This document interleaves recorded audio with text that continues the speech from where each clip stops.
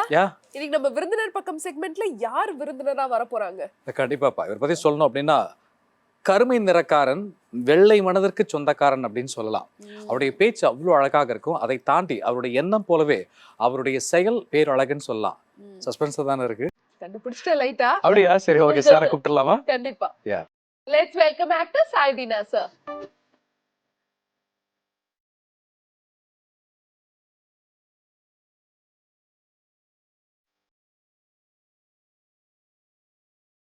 Hi sir, வணக்கம். வணக்கம். எப்படி இருக்கீங்க? நல்லா இருக்கு. ஷோ முடிட்டு நம்மளை பார்த்து கேட்பாங்க எப்படிப்பா இருக்கு அப்படின்னு சொல்லிட்டு. ஐயோ அவ்வளோ மோசமான ஐயோ அப்படில்ல சார், உங்களை பார்க்கும்போது அவ்வளோ மகிழ்ச்சி. காரணம் என்னன்னு கேட்டீங்க அப்படின்னா, வெளிப்படையான பேச்சு, வெள்ளை உள்ளம், இது ரெண்டும் ஒரு மனுஷனுக்குள்ள இருக்கணும் அப்படின்னா ஒன்று அனுபவப்பட்டிருக்கணும், இல்லை அனுபவம் ஏற்பட்டிருக்கணும். உங்களுக்கு எப்படி அது? இல்லை, அனுபவம் தான். ஆ நம்ம சுற்றி இருக்கிறவங்கள பார்க்குறது, நமக்கு நடக்கிறது எல்லாம் ஒன்றுமே இல்லை அப்படின்ற மாதிரி இருக்கும். சினிமா அப்படிங்கிறதுக்கும் சாய்தீனாவுக்கும் இருக்கக்கூடிய அந்த கனெக்டிவிட்டி, லவ் என்ன சார்? சினிமா எனக்கு முதல் போகும்போது ஒன்றும் தெரியாது. நான் ஒரு வேலைக்கு தான் போனேன். ஒரு சின்ன வேலை, உடம்பு இருக்குது, சும்மா அப்படி போனேன். ஆனால் அங்கே போனதுக்கப்புறம் தான் தெரிஞ்சுது அது ஒரு பெரிய கலை, அதை கற்றுக்கணும். அது என்கிட்ட எனக்கு பிடிச்ச ஒரு விஷயம் அப்படின்றது அங்கே போகணுன்னு இயற்கை தான் எனக்கு கொண்டு போய் அங்கே சேர்த்துது. நண்பர்கள் எல்லாருமே. ஸோ அது மேலே ரொம்ப லவ் ஆகிட்டு அதுக்கப்புறம் அதை பற்றி நிறைய விஷயங்கள் சூப்பர் கற்றுக்க ஆரம்பிச்சேன். அந்த சின்ன ஸ்பேஸாக இருந்தாலும் அதை நிரப்புறீங்களே எப்படி? அந்த ஆக்டிங் நீங்கள் ஆக்சுவலாக சின்ன வேலைக்காக தான் போனீங்க, அந்த நடிப்பு எப்படி வந்துச்சு உங்களுக்குள்ள? இல்லை, எனக்கு நான் ஜூனியர் ஆர்டிஸ்டாக இருக்கும்போது எனக்கு ஒன்றுமே தெரியாது. ஏதோ வேலைக்கு போகிறாங்க, பிரேக் விட்டால் சாப்பிடுவேன், ஜாலியாக பேசுவேன், ஃப்ரெண்ட்ஸுங்களோட விளையாடிட்டு இருப்பேன், அப்படி தான் இருந்தேன். விரும்மாண்டியில் தான் கமல் சார் தான் அதை ஃபஸ்ட்டு ஆக்டிங்னா என்ன, ஒரு தாப்பால் திறக்கிறது கூட எப்படி திறக்கணும் அப்படின்னு எனக்கு செஞ்சு காட்டினார். அது எந்த மாதிரியான மூடில் இருக்கணும், எப்படி அந்த வேலை செய்யணும் அப்படின்னு முதல்ல அவர் தான் அது அந்த சுழி போட்டது அவர் தான் ஃபஸ்ட்டு அந்த ஆரம்பிச்சது. அது சொல்ல ஆரம்பித்தோடனே அங்கேருந்து டேக் ஆஃப் ஆன் தான். நிறைய கற்றுக்கணும். இன்னும் நான் கூத்துப்பட்டெல்லாம் எனக்கு தெரியாது, ஆனால் எனக்கு ரொம்ப ஆசை கூத்துப்பட்டையில் போய் கற்றுக்கணும். நாசர் சார் பார்க்குறது எனக்கு ரொம்ப பிடிக்கும். அவர் பண்ணுற பர்ஃபார்மன்ஸ்லாம் எனக்கு அப்படி பிடிக்கும். அப்புறம் பழம்பெரும் நடிகர்கள்லாம் இருக்காங்க இல்லையா, அவங்களுடைய ஆக்டிங், ரங்காராவ் சார், இப்போது இவர் நம்ம சுப்பையா பிள்ளை, அவர் நிறைய லிஸ்ட்டில் போனால் நிறைய பேர் பார்க்கலாம். அந்த ரியாக்ஷன்ஸ்லாம் பண்ணுறதெல்லாம் தங்கவேல் சாராக இருக்கட்டும், அப்புறம் நகேஷ் சாராக இருக்கட்டும், எல்லாரும் அவ்வளோ அற்புதமான ஆக்டர். இப்போ எனக்கு கிளாஸே நான் அங்கே தான் பார்க்க ஆரம்பிக்கிறேன். எல்லாரையும் பார்க்குறது தான்.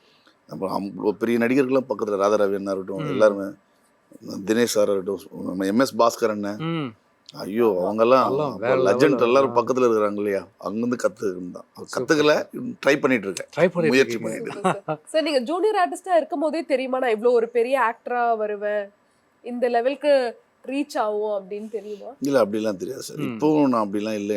நான் பெரிய ரீச்லாம் ஒன்றும் கிடையாது. சாதாரணது தான். நாங்கள் அவ்வளோ காத்துக்கிட்டோம் எப்போ வருவீங்க அப்படின்னு. ஒன்று எல்லாமே கடந்து போயிட்டே இருப்போம். அது சும்மா அந்த எதிர்பார்ப்புன்னு ஒன்று கிடையவே கிடையாது. எனக்கு பசிச்சது, நான் சாப்பிட்ணும், அது மட்டும் தான் எனக்கு தெரியும். எனக்கு உழைப்பு, நான் சாப்பிட்ணும், என் வீட்டுக்கு உணவு வேணும், அதுக்கு நான் வேலை செய்யணும், அது தெரியணும். அதுக்கப்புறமா அதுக்குள்ளே போய் இன்னும் டீட்டெயிலாக போய் வேலை செய்யணும் அப்படின்றது. என்னை சுற்றி இருந்த நண்பர்களும் டைரக்டருங்களும், நிறைய டைரக்டருங்க, அவங்க தான் என்னை செதுக்குறது, அவங்க தான் எனக்கு சொல்லி கொடுத்தது. எனக்கு எல்லாருமே சங்கர் சாராக இருக்கட்டும், அட்லி சாராக இருக்கட்டும், எல்லாமே லோகேஷாக இருக்கட்டும், எல்லாருமே இருக்கிற அத்தனை பேர் டைரக்டர்ஸ் எல்லாருமே, கணேஷாக இருக்கட்டும், கௌதமன் சாராக இருக்கட்டும், எல்லாருமே சொல்லி கொடுத்தாங்க. இது இல்லைன்னா கிடையவே கிடையாது. அவங்க எல்லாருமே நிறைய பேர் விட்டுட்டு இருப்பாங்க, நிறைய டைரக்டர்ஸ் சொல்லி கொடுப்பாங்க. நாங்கள் போகும்போது ஒரு ஒயிட் பேப்பராக போனால் போதும், அவங்க ஃபில் பண்ணிப்பாங்க. நம்ம ஒரு மைண்ட் செட்டில் போவானா, அவங்களுக்கு ஏற்ற மாதிரி வரைஞ்சிப்பாங்க. ஆமாம், அவங்க எழுத வேண்டியதாங்க, கிரியேட்டிவிட்டி தானே, அவங்க சிந்தனையாளர்கள் தானே, அவங்க அத்தனை பேருமே. நம்ம இங்கே நியூஸ் பேப்பர் மாதிரி போயிட்டு அவங்க படிக்கிறதுக்கு நாம ஒரு பேப்பராக போனால் ஒன்றும் பிரயோஜனம் இல்லை. நம்ம ஒன்றுமே இல்லைன்ட்டு பிளாங்காக போயிட்டுன்னா அவங்க பண்ண போகிறாங்க, அவங்க தான். நான் ஒன்றுமே கிடையாது. அவங்க சொல்லி கொடுக்குறது, அவங்க செய்யறது, சொல்கிறது தான் நான் செஞ்சுக்கிறேன். நிறை கூட எப்பவுமே தழும்பாது. இல்லை, வெறும் குடம் கூட தழும்பாது. நான் வெறும் குடம். ஐயோ சார், நாம வெறும் ஒயிட் பேப்பராக இருக்கணும், நம்மளை பேசக்கூடிய நியூஸ் பேப்பரை மாற்றக்கூடாதுன்னு சொன்னீங்க பாருங்க, எவ்வளோ பெரிய விஷயம் சார் அது. கண்டிப்பாக அது ரொம்ப சிம்பிளாக சொல்லிட்டீங்க நீங்கள். ஆக்சுவலாக உண்மை தான் சார். நீங்கள் வாழ்றது மட்டும் இல்லை, அது இந்த வாழ்க்கைக்கான உதாரணமும் சொல்லி கொடுக்குறீங்க. காரணம், கோவிட் டைமில் நீங்கள் சொன்னீங்க, என்னுடைய உணவுகளுக்கே வழி இல்லாமல் இருக்கும்போது கிட்டத்தட்ட 250 குடும்பங்களுக்கு நீங்கள் உணவு வழங்கியிருக்கீங்க. எவ்வளவு பெரிய பெரிய விஷயம் ஹார்ட் சார். இல்லை இல்லை அது நான் பண்ணல. அது அந்த ஒரு நாளைக்கு 280 பேருன்ட்டு 5 மாதம் தொடர்ந்து கொடுத்தோம். ஒரு நாள் 500 பேர் அப்படி கொடுப்போம். அது நான் கொடுக்கல. அது எந்த கிரெடிட்டும் எனக்கு கிடையாது. ஆரம்பிச்சதுன்னா என்னை சுற்றி இருந்த நண்பர்கள் தான். ஆனா விதை நீங்க போட்டு அதுக்கு அப்படிலாம் கிடையாது. எல்லாமே எல்லா நண்பர்களும் தான். அது ஒருத்தர் நான் எடுத்துகிட்டு போக முடியாது. என்னை சுற்றி இருக்கிறவங்க, என் பக்கத்தில் இருக்கிறவங்க, எங்கள் அண்ணன் ஸ்டீல் பட்டில் வேலை செய்கிற சுரேஷ் அண்ணா இருக்கட்டும், நிறைய பேர், நிறைய ஊரில் இருக்கான் சரவணன், எவ்வளோ ஃப்ரெண்ட்ஸுங்க நிறைய பேர் எல்லாருமே சேர்ந்து, ரோபோ சங்கரா இருக்கட்டும், எல்லாருமே சேர்ந்து என்னோட சேர்ந்து பயணித்தாங்க. எல்லாருமே வேலை செஞ்சாங்க. இப்போ அது தொடர்ச்சியாக கொடுத்துட்டே இருந்தோம். அது எனக்கு சார்ந்த, அது என்னுடைய கிரெடிட் கிடையவே கிடையாது. எனக்கான கிரெடிட் இல்லை அது. ஆனா நீங்க நினைச்சிருந்தா அந்த கிரெடிட் நீங்க எடுத்துட்டு இருக்கலாம். அது தேவையில்லையே. அது எல்லாருக்கும் அது உணவு தானே. இப்போ எங்கள் அம்மா பசிக்குது, எனக்கு பசிக்குது, எங்கள் அம்மா எனக்கு சாப்பாடு கொடுக்குறாங்க, அது கிரெடிட்டா கிடையாது. அது கடமை. என்னை சுற்றி என் பக்கத்தில் இருக்கிற என்னுடைய மக்களுக்கு பசிக்குதுன்னா நான் செய்யணும். அது என்னுடைய கடமை. இந்த பிரபஞ்சத்தில் இங்கே இருக்க ஒருத்தருக்கும் அந்த கடமை இருக்குது. ஒருத்தன் உழைக்கிறான், கீழே இருக்கிறான், அவன் யார், அவன் என்ன, அவன் உயர்ந்த ஜாதியா தாழ்ந்த ஜாதியா, அவன் இந்த அரசியலா அவன் அந்த அரசியலா, அவன் இந்த சித்தாந்தம் உள்ளவனா, அப்படிலாம் தேவையே இல்லை. அவன் நம்ம மக்கள், அவனுக்காக உழைப்பு என்னுடைய உழைப்பாக இருக்கணும் அப்படின்ற ஒரு சிந்தனையோடு இருந்தாலே போதும். படிக்கலன்னு எல்லா விஷயத்தையும் சொல்லிட்டீங்களே சார். அப்படிலாம் ஒழியல சார். சினிமா துறைகள் தாண்டி, நடிப்பை தாண்டி, இப்போ நீங்கள் சொன்னீங்க நம்முடைய வீட்டுக்காக, என்னுடைய மக்களுக்காக நான் போராடுறேன், இன்னும் போராடிக்கிட்டு தான் இருக்கேன். அதை தாண்டி சினிமா கலைஞர்களுக்காகவும் நீங்கள் போராடிக்கிட்டு இருக்கீங்க அப்படின்னு சொல்லி நான் கேள்விப்பட்டேன் சார், யூனியனில். அந்த போராட்டங்கள் குறித்து கொஞ்சம் சொல்லுங்கள் சார். இல்லை, அது நாங்கள் ஜிம் பாய்ஸ்ன்னு சொல்லிட்டு ஒரு யூனியன் இருக்குது எங்ககிட்ட. அதில் நானும் ஜிம் பாய்ஸ் தான், நானும் அதில் ஒரு மெம்பர் நான். ஆனால் இன்னைக்கு வரைக்கும் அது வந்து எந்த இடத்துலையும் கொண்டு போய் அதை பெப்சியோடு இணைக்கவே முடியல. நாங்கள் போராடிட்டு இருக்கோம். அதுக்கப்புறம் இப்போ ப்ரொடியூசர்ஸ் கவுன்சிலில் வந்து உட்காந்து பேசியிருக்காங்க. Okay sir. நாங்கள் அதுக்காக வேலை செஞ்சுட்டு இருக்காங்க. அதில் இப்போ நான் கொஞ்சம் பின்னடைவில் இருக்கிறேன். நான் சரியாக அங்கே போகிறதில்ல. ஏன்னா அது முதல்ல நாங்கள் ஆரம்பித்து எல்லாத்தையும் பண்ணிட்டு இருந்தாங்க. நம்ம நண்பர்கள் பண்ணிட்டு இருக்காங்க. அது நான் கொஞ்சம் வேலையின் தொடர்பு காரணமாக நான் வெளியே போயிட்டேன். மற்றபடி எல்லாம் வேலைக்கு நடந்துட்டு இன்னும் இருக்கிறாங்க. ஒரு 3000-4000 பேர் இருக்கிறாங்க ஜிம் பாய்ஸ் யூனியனில். ஸோ அவங்க எல்லோரும் இன்னும் நிறைய பேர் வந்துக்கிட்டு இருக்காங்க. ஸோ அவங்களுக்கு நிரந்தரமான ஒரு இடமும் பணியும் கிடைச்சதுன்னா ரொம்ப பெருசாக இருக்கும். அவங்களுக்கான சலுகைகள், அவங்களுக்கான மெடிக்கல் சம்மந்தமான விஷயங்கள், அப்புறம் அவங்களுக்கு உணவுக்கு தேவையானது, அவங்களுக்கு ஒரு வீடு, இந்த மாதிரியான அரசு வாய்ப்புகள் நிறைய கிடைச்சி அவங்களுக்கு ஒரு யூனியன் இருந்ததுன்னா, நமக்கு ஒரு யூனியன் இருக்குது. ஒரு 10 வருஷம் ஒரு யூனியன் இருந்தாலே அதுக்கு எல்லாமே இருக்கும். நாங்கள் ஏறக்குறைய ஒரு 28-30 வருஷமாக நாங்கள் போராடிட்டு இருக்கோம். இன்னும் அது சரியாக அங்கீகாரம் கிடைக்கலன்றது தான் ரொம்ப பெரிய கவலையாக இருக்குது. அது கிடைச்சா இன்னும் சூப்பராக இருக்கும்னு எதிர்பார்க்குறோம். ஆனால் புரட்சித் தலைவர் அவருடைய காலத்திலேயே வந்துட்டு ஜிம் பாய்ஸும் வந்து ஸ்டன் யூனியனில் இணைச்சு, இல்லை அவங்க ஸ்டண்ட் யூனியனில் அவங்க இது பண்ணுறாங்க. இது தனியாக இருக்குது ஜிம் பாய்ஸ் யூனியன். அது தனியாக இருக்குது. அவங்க வேறு, அவங்களும் நல்லா நடத்துவாங்க, எங்களை எல்லாரும் நல்லா பார்த்துப்பாங்க. எங்கள் சினிமாவை பொறுத்த வரைக்கும் எந்த ப்ரொடியூசர் கவுன்சிலும் சரி, பெப்சியோ சரி, எங்களை யாரும் எந்த குறையும் வைக்க மாட்டாங்க, நல்லா செய்வாங்க, அதெல்லாம் நல்லா பண்ணுவாங்க. ஆனால் அது அடித்தளம் எங்களுக்கு ஒரு அங்கீகாரம் இருந்ததுன்னா ரொம்ப பெருமையாக இருக்கும். அதுக்கு எங்களுக்கு ஒரு மரியாதை இருக்கும். இந்த சினிமாவில் இருக்காரு, ஜிம் பாய்ஸில் இருக்காரு. இப்போது எங்களுக்கு ஒரு இழப்புனா அது ஈடு கட்டுறதுக்கான எந்த இதுவும் இல்லை. அதுதான் கொஞ்சம் ஒரு இன்சூரன்ஸாக இருக்கட்டும், எங்களை காப்பாற்றிக்கிறதுக்கு, தனிச்சையாக செயல்படுறதுக்கு, அதுக்கான அந்த விளிம்பு நிலையில் தான் நாங்கள் இருக்கிறோம். அதுதான் எங்களுக்கு ரொம்ப பெரிய வருத்தமாக இருக்குது. அதுக்காக பேசணும். ஸோ இவ்வளோ நேரம் பார்த்தீங்க அப்படின்னா ஒரு சித்தாந்தம் அது எங்களுக்கு வேதாந்தமாக மாறிடுச்சு. இன்னைக்கு சினிமாவை நோக்கி பயணிப்போம் சார். கண்டிப்பாக.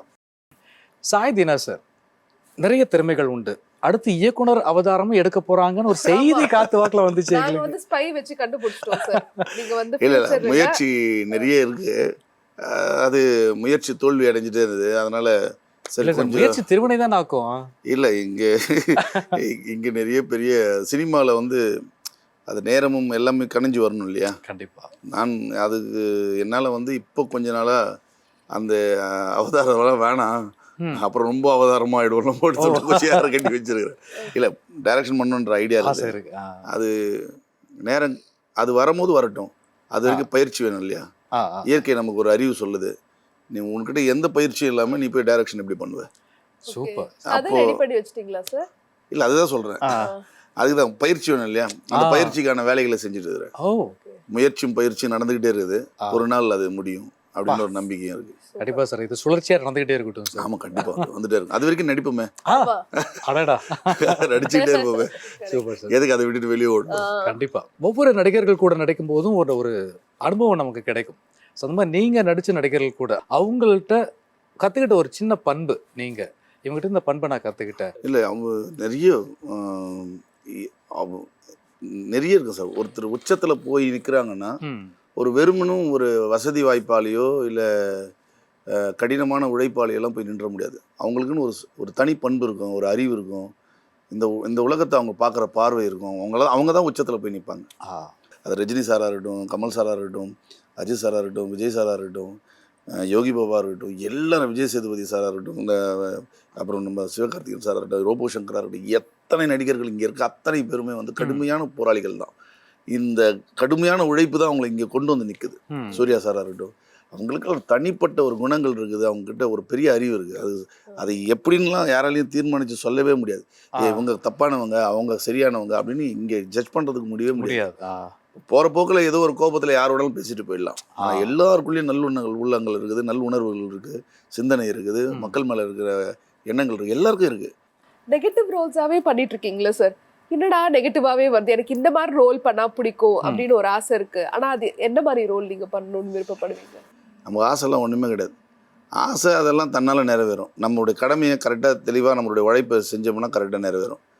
என்ன ஒரு பெரிய மன வருத்தமாக இருக்குன்னா, நீங்கள் சொல்கிற மாதிரி இது நெகட்டிவாக பண்ணுறீங்களே, எப்போ உங்களுக்கு சலிப்பு வரலையான்னு.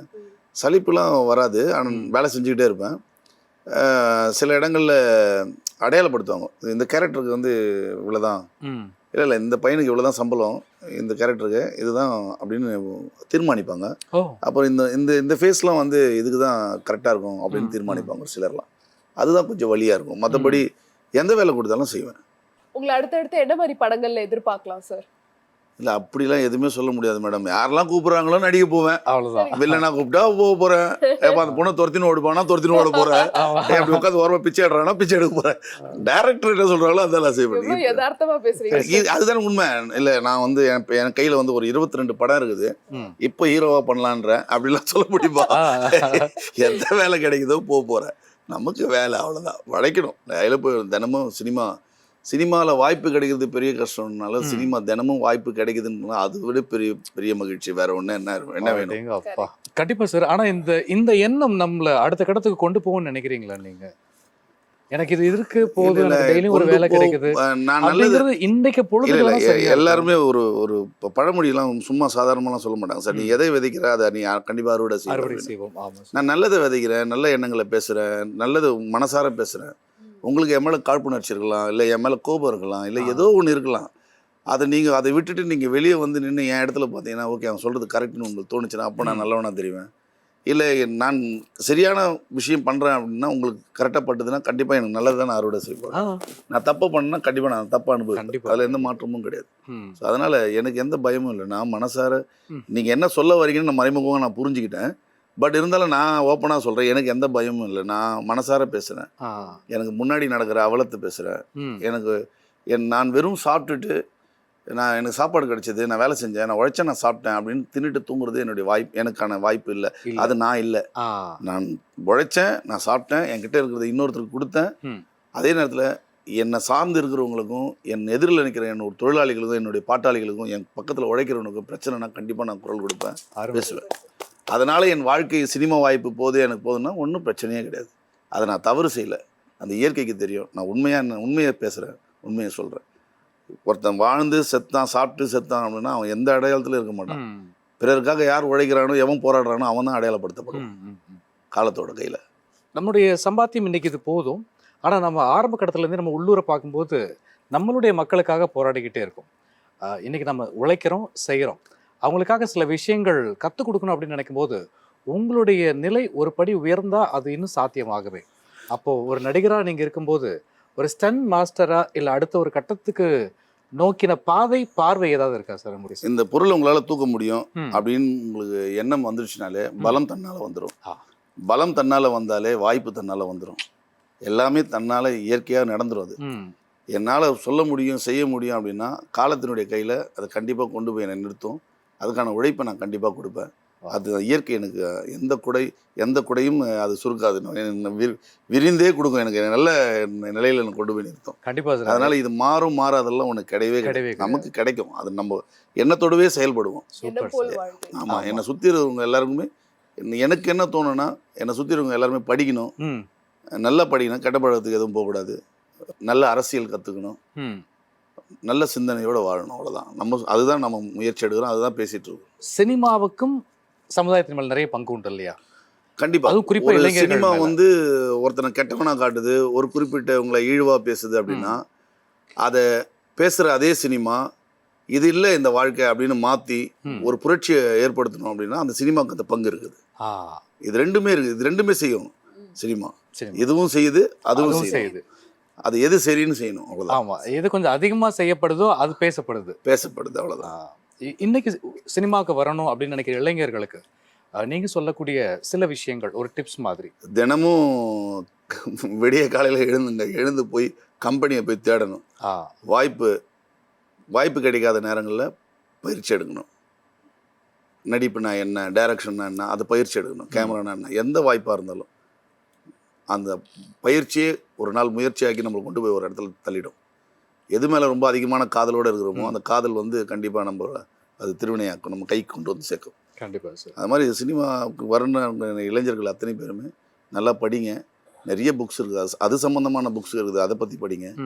நிறைய விஷயங்கள் இருக்குது, ஆக்டிங்கை பற்றி நிறைய கற்றுங்க, நிறைய படம் பாருங்கள், நிறைய சினிமா வாய்ப்புகளை தேடி அங்கங்கே நம்ம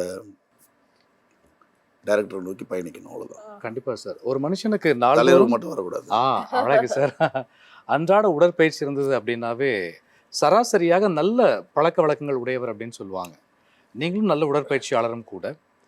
இனி வரக்கூடிய சந்ததிகள் இல்லை இப்போ இருக்கக்கூடிய மக்கள் அந்த உடல் ஆரோக்கியம் அப்படிங்கிறது எவ்வளோ முக்கியம்னு நினைக்கிறீங்க சார்? சோறு இருந்தால்தான் சித்திரம், உடல் இருந்தால் தானே உயிர். உடலில் உயிர் இருக்கணும்னா உடல் ஆரோக்கியமாக இருந்தால் தான் அந்த உயிர் கூட நிற்கும். இல்லைன்னா அந்த உயிர் அந்த தகுதியற்ற உடலாக இருந்ததுன்னா அந்த உயிர் வெளியே போயிடும். கண்டிப்பாக அதான் இறப்பு. ஸோ இந்த உடல் வந்து ரொம்ப ஆரோக்கியமாக இருக்கணும். நம்ம நிறைய அதுக்கான தேவைகள் உணவாக இருக்கட்டும். முதல் மற்றவங்களுக்கு நம்ம பண்ணுற துரோகத்தை விட நம்ம உடம்புக்கு நாம் பண்ணாமல் இருக்கணும் துரோகம் நிறைய. அதில் ரொம்ப கவனமாக இருக்கணும். ஆமாம், நீங்கள் ஆரம்பத்திலே சொன்னீங்க கெட்ட பழக்கங்களுக்கு பசங்க போகாமல் பார்த்துக்கணும் அப்படின்னு. நிறைய விஷயங்கள் இருக்குது. இப்போ நான் கூட நிறைய கெட்ட பழக்கங்கள் எனக்கு கூட இருந்தது. நான் அதை தவிர்த்து வெளியே வர போராடுறேன், எல்லாமே நடக்குது. ஆரம்பத்தில் இருக்க பிள்ளைங்க அதுக்குள்ளே போகாமல் நல்ல உணவை தேடி சாப்பிடுங்க, நல்ல உடற்பயிற்சி பண்ணுங்க. தினமும் ஏதாவது ஒன்று புதுசாக ஒன்று கற்றுக்கணும் அப்படின்னு தினமும் கற்றுக்கணும் அப்படின்றத நினைங்க. புது மனிதர்களை சந்திக்கணும், நிறைய விஷயங்கள் பழகுங்க, அவ்வளோதான். முடிஞ்சு எல்லாமே கைக்கூடி வந்துடும். சமீபத்தில் நீங்கள் படித்த வியந்த அல்ல ரசித்த புத்தகங்கள் ஏதாவது? நான் படித்து வியந்த புத்தகங்கள் ஒன்றும் முடியல, இப்போ தான் படிச்சிருக்கேன். பரஞ்சோதி மகான் அவருடைய புத்தகங்கள் நான் அப்படின்னு ஒரு புத்தகம் படிச்சுட்டு இருக்கிறேன். அது ஒரு 10 பக்கம் போயிட்டு இருக்கும்போது, ஒரு 20-30 பக்கம் போயிட்டு இருக்கும்போதே எனக்கு வேற மாதிரியெல்லாம் போயிட்டு இருக்கு. அவ்வளோ சூப்பராக இருக்குது அந்த புத்தகம். அப்புறம் நிறைய புத்தகங்கள் இருக்குது, அது சொன்னால் சர்ச்சையாக கூட ஆகும். அதனால் படிச்சுட்டு இருக்கிறேன், பெரிய புத்தகங்கள் வாசிக்கிறேன். ஏன்னா தமிழ் ஒரு அழகான ஒரு வாக்கியம் இருக்குது சார். இன்று நீ என்னை தலை குனிந்து பார், நாளை இந்த உலகம் உன்னை தலை நிமிர்ந்து பார்க்கும், இப்படிக்கு புத்தகம் அப்படிங்கிற மாதிரி. புத்தகத்திற்கும் உங்களுக்கும் இருக்கக்கூடிய காதல் அப்படி என்ன? இல்லை, அண்ணன் வீட்டில் அண்ணன் அம்மா நிறைய புத்தகம் வாசிப்பாங்க, செய்தி வாசிக்கிறோம். அவங்க 3ஆம் வகுப்பு தான் படிச்சிருந்தாங்க.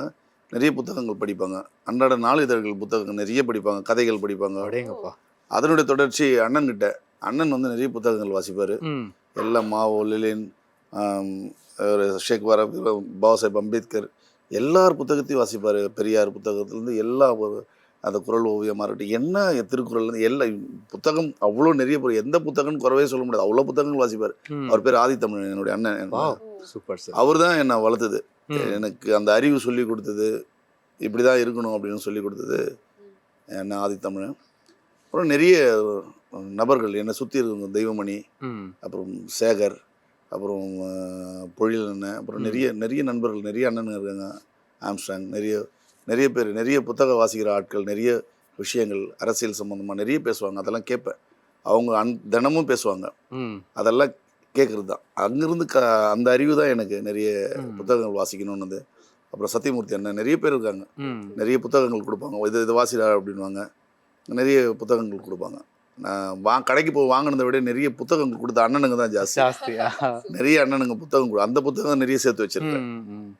சார், உங்க அப்கமிங் ப்ராஜெக்ட்ஸ் பத்தி தெரிஞ்சுக்க ரொம்ப ஆவலா காத்துட்டு இருக்கோம் சார். சொன்னா டைரக்டர் ஒதிப்பாங்க, சொல்லணும்னா நீங்க அடிப்பீங்க. யாரை கேட்டுட்டு நம்ம வேலை செய்யறது?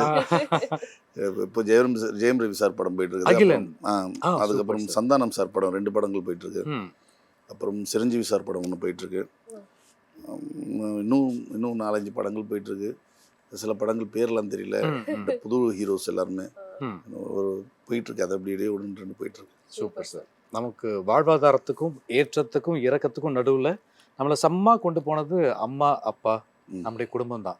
அந்த அழகான ஃபேமிலி பற்றி கொஞ்சம் சொல்லுங்க சார். அம்மா ரொம்ப கோவக்காரங்க, கடுமையானவங்க. அப்பா ரொம்ப அமைதியானவர். அண்ணன்கள் வந்து தினமும் ஏதாவது ஒரு தப்பான வழியில் போயிட போகிறான்ட்டு கண்கொத்தி பாம்பு மாதிரி பக்கத்துலேயே நின்றுட்டு இருக்கிற அண்ணனுங்க. நான் வீட்டில் எனக்கு அண்ணனுங்க 3 பேர் இருந்தாங்க எனக்கு மேலே. அப்புறம் அப்பாவுடைய தம்பி பசங்கள்லாம் இருந்தாங்க, எல்லாரும் வீட்டில் இருந்தாங்க. நாங்கள் ஒரு 10-15 பேருக்கு மேலே இருந்தோம். Joint family. ஆமாம், எல்லாருமே எல்லா வீட்டில் தான் இருப்போம். அண்ணன் ராமகிருஷ்ணன் அண்ணன் பேர், இன்னொரு அண்ணன் பேர் வந்து ஆதித்தமிழன், சுரேஷ் பாபு, அப்புறம் வந்து தட்சிணாமூர்த்தி, திராவிடமணி, பாரதி, அப்புறம் இன்னும் அண்ணனுங்களாம் இருந்தாங்க நிறைய பேர். அன்பு ஒருத்தர், தம்பி ஜானகிராமன் ஒருத்தன் தான். நாங்கள் பாரத், நிறைய பேர் என்ன அண்ணன் தம்பி பசங்க எல்லாம் நாங்கள்லாம் ஒன்றா இருந்தோம். அப்புறம் அக்காங்க இருக்காங்க, அக்கா பெரிய அக்கா பேர் காஞ்சனா, செல்வசுந்தரி, சுமதி, மலர், பனிமலர். அப்புறம் நிறைய பெரிய குடும்பம், ஒரு பெரிய கூட்டு குடும்பம், எல்லாரும் நல்லா ஒன்றா இருந்தோம். ரொம்ப சந்தோஷமாக எல்லாரும் அவங்களுக்கு எல்லாம் இந்த கிரெடிட்ஸ் எல்லாமே அவங்களுக்கு கிடைக்கும். ஆமாம், எல்லாருமே தப்பு பண்ணும்போது கண்டிக்கிறது, சொல்லி கொடுக்குறது, கவனிக்கிறது எல்லாமே ஃபேமிலி தான். Super sir. அதுக்கப்புறம் என் பக்கத்து வீட்டில் இருக்கிற என் அண்ணிங்க, அவங்க எதிர் வீட்டில் இருக்க அண்ணி, அக்காங்க எல்லாருமே எங்கள் தெருவே எங்களுக்கு வந்து எங்களுக்கு பயங்கர ஃபிட்டு, பயங்கர உறவு தான் எல்லாருமே. குழந்தைகள் பற்றி சார். செவ்வியன், தெல்லியன், செந்தாரகை. அடடா, என்ன அழகான தமிழ் பேர். 2 பேர் ட்வின்ஸு, ரெட்டை பிறவிகள். ஒரு 3வது ஒரு பொண்ணு. அவ்வளோதான் வீட்டில் ஃபேமிலி. ஓகே. அப்புறம் அண்ணன் அண்ணி, நான், என் மனைவி. Super sir. வீட்டில் அப்புறம் வீட்டில் 2 பேர், பிரௌனி, செங்கோலன். அடடா, அவ்வளோதான். நட்புக்கும் உண்டு, நன்றிக்கும் உண்டு. அவங்க தான் நட்பு நமக்கு. நன்றின்னு சொல்லக்கூடாது, நம்ம தான் நன்றியா இருக்கணும் அவங்களுக்கு. அழகு சார். ஒவ்வொரு விஷயத்தையும் கடந்து வந்துக்கிட்டே இருக்கீங்க. அந்த கடப்பது எல்லாமே நன்மை தான். எண்ணங்கள், எழுத்துக்கள் செம்மையாக இருந்தது அப்படின்னா இனி வரக்கூடிய பாதையும் செம்மையாக இருக்கும்னு நீங்கள் சொன்னீங்க. நல்லதையே விதைப்போம், நல்லதையே அறுவடை செய்வோம், நல்லதே நடக்கட்டும் சார். நீங்கள் சொன்னது தான், நான் புதுசாக ஒன்றும் சொல்ல. பெரியவங்க சொன்னது, நான் சொன்னது பெரியவங்க சொன்னது. Okay sir. ரொம்ப தமிழ் அழகாக சொல்லுவாங்க. என்னென்னா, வெறும் காகிதம் தான், ஆனால் உன்னை நீயே துச்சமாக எண்ணாதே, ஒரு நாள் உன்னை உயரே பறக்க செய்யும் பட்டமாக்கும் உன் நம்பிக்கை அப்படின்னு சொல்லுவாங்க. அந்த நம்பிக்கை எப்போதும் நீடித்திருக்கணும் அப்படிங்கிறத வாழ்த்துக்கிறது ஒட்டுமொத்த ஜெயா டிவி சார். ரொம்ப நன்றி சார், தேங்க்யூ சார். முக்கியமாக ஒரு விஷயம் சொல்லணும், ஜெயா டிவி நேயர்களுக்கு எல்லாருக்கும் சொல்லணும். துப்புரவு தொழிலாளிகள் நம்ம எல்லாருமே டெய்லி சந்திக்கிறோம், தினமும் ரோடுகளில் பார்க்குறோம். அவங்கள ஈஸியாக கடந்து நம்ம வெளியே கடந்து போய்கிட்டே இருக்கிறோம். ஒரு நாள் யோசித்து பாருங்கள், அவங்க ஒரு நாள் வரலைன்னா கூட மொத்த பேரும் நின்றுட்டா இந்த ஊர் என்னவாக இருக்கும் அப்படின்னு பார்த்தா குப்பையாக இருக்கும். அதை தவிர வேறு ஒன்றுமே இருக்காது. ஏன்னா நம்ம குப்பை போடுறதெல்லாம் நிறுத்தலாம் மாட்டோம், தொடர்ச்சியாக போட்டுக்கிட்டே இருப்போம். ஆனால் எடுக்கிறதுக்கு ஒரு ஆள் வேணும்ல, அது யார் அப்படின்னு பார்த்தா அந்த துப்புரவு தொழிலாளிங்க. அவங்க ஆரோக்கியத்தை நம்ம இது வரைக்கும் பேணி காத்ததே கிடையாது. இங்கே இருக்கிற அத்தனை பேருமே நம்ம போடுற வேஸ்டேஜ் எல்லாத்தையும் மொத்தமாக ஒரு கழிவு ஒரு கவரில் போட்டு தூக்கி போட்டுருவோம். அதுக்குள்ளே என்னென்னவோ இருக்கும். வீட்டிலேருந்து வரும்போது வீட்டில் இருக்க பெண்கள் எல்லாருக்கிட்டையும், பெண்கள் ஆண்கள் எல்லாருக்கிட்டையும் சொல்கிறேன், தயவு செஞ்சு உங்கள் வீட்டில் போடுற குப்பையில் மக்கும் குப்பை, மக்காத குப்பை பிரித்து போடுங்க. தினந்தோறும் அதுலேருந்து சில பேர் கவர் போட்டு எடுப்பாங்க, சில பேர் கவரே இல்லாமல் வெறும் கையை வச்சு எடுப்பாங்க. அதனால் ஏற்படுற நோய்களும் அவங்களுடைய வாழ்க்கை தரம் எல்லாமே குறையுது. ரெண்டாவது, அவங்க வாழ்நாட்கள் வந்து ரொம்ப கம்மியாக வந்துடுது. எல்லோரும் சராசரியாக இப்போ 60 வருஷம், 65-70 வருஷம் வரைக்கும் நல்லா வாழலாம் அப்படின்றது. அவங்களாம் 30-35 வயசுக்கு அப்புறம் நோய்வாய்ப்பட்டுறாங்க. அவங்கள கவனிக்கிறதுக்கான எந்த எதுவுமே இல்லை. ஸோ கூடுமான அளவுக்கு அரசு தருது தரலன்றதெல்லாம் அது அடுத்தது. கூடுமான அளவுக்கு இந்த குப்பையை போடுற நாம இந்த மக்கும் குப்பை, மக்காத குப்பை பிரித்து போடுங்க. இந்த மக்களுக்கு எந்த நோயும் வராமல், நமக்காக உழைக்கிறவனுக்கு ஒரு நிமிஷம் நம்ம நல்லா இருக்கணும், ஆரோக்கியமாக இருக்கணும்னு அவன் நினைக்கிறான், அவனுக்காக நாம் அவனை ஆரோக்கியமாக பார்த்துக்கணுன்ற சிந்தனையோட மக்கும் குப்பை, மக்காத குப்பை இது ரெண்டுத்தையும் பிரித்து போடுங்க. ரொம்ப நல்லாயிருக்கும். நன்றி. நிச்சயமாக சார், எவ்வளோ உயர்ந்த வார்த்தைகள் நீங்கள் சொல்லியிருக்கீங்க. அந்த வழி இனி பிறக்கக்கூடிய நாட்களுக்கு புது வழியாக இருக்கட்டும் சார். கண்டிப்பாக சார். ஸோ நம்முடைய ஷோக்கு வந்து நிகழ்ச்சி நாங்கள் எதிர்பார்த்ததை விட ரொம்ப அழகான அறிவி தீனி கொடுத்துருக்கீங்க எங்களுக்கு. அவ்வளோ ஒன்றும் இல்லை சார், பெரிய நன்றி. என்னை கூப்பிட்டதுக்கு ரொம்ப நன்றி, ரொம்ப சந்தோஷம். தொடரட்டும் வாழ்த்துக்கள். Thank you so much sir.